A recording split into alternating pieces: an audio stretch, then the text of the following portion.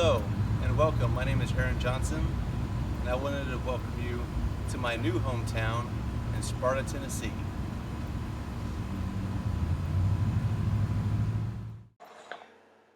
Sparta, Tennessee is located in White County, Tennessee, right about the center of the Upper Cumberland Plateau. A town of about 5,000 souls serves as a county seat and located on the Calf-Killer River. Yes, you heard me right, the Calf-Killer.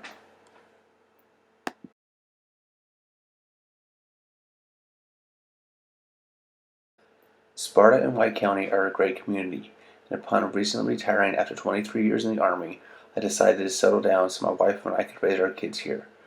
The community is great, the people are friendly, and the area is beautiful.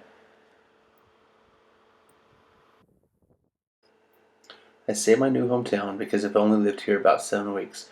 One thing that I've learned in my short time in Sparta is it's full of history. For example, White County is named for John White, a Revolutionary War soldier, surveyor, and frontiersman who was the first known white settler in the area. You can even visit a reconstruction of John White's log cabin located at the White County Fairgrounds on the northern edge of the county line. So I'm here in front of the White County Heritage Museum. It's a great place to start and learn about your local history.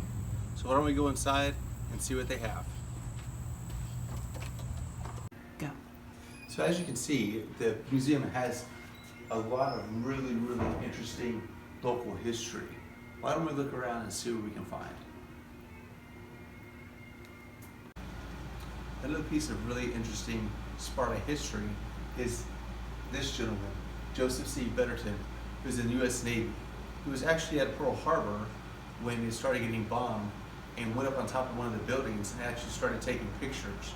Some of his pictures ended up in the Smithsonian and magazines, newspapers, and whatnot. So he's a huge piece of not just local history, but history of America and the world. Sparta, Tennessee is also known as Bluegrass USA. This is primarily because of Lester Flack, the guitarist who also played in collaboration with banjo picker Earl Scruggs in a band called the Foggy Mountain Boys. Ever heard their music? Well, I bet your boots that you have. Come and listen to a story about a man named Jed. A poor mountaineer barely kept his family fed. And then one day he was shooting at some food, and up to the ground come a bubbling crude. Oil, that is, black gold, Texas tea.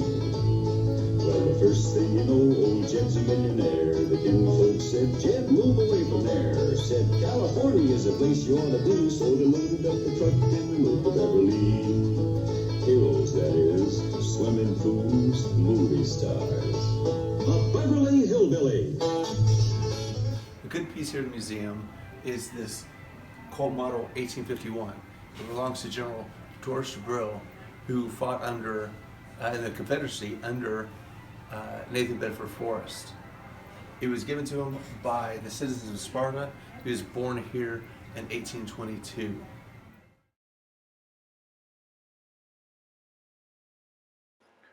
Truth is, despite not having any major battles in the immediate area, Sparta and White County were highly involved in the Civil War, pitting Union sympathizers against Confederate guerrillas in hostile and violent guerrilla warfare.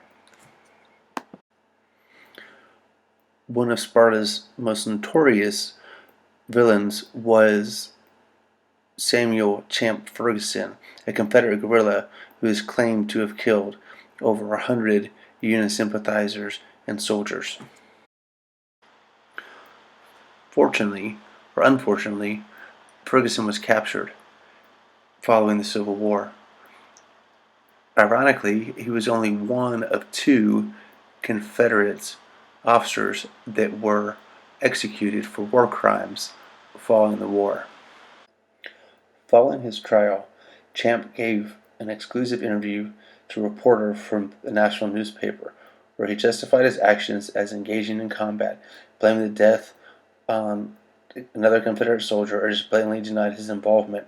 At the conclusion of his interview, Champ said that he After he was executed, he wanted to have his body shipped back to Sparta, where it would be buried in good rebel soil. Needless to say, Sparta, Tennessee is rich in its history. If you come to Tennessee, come check us out.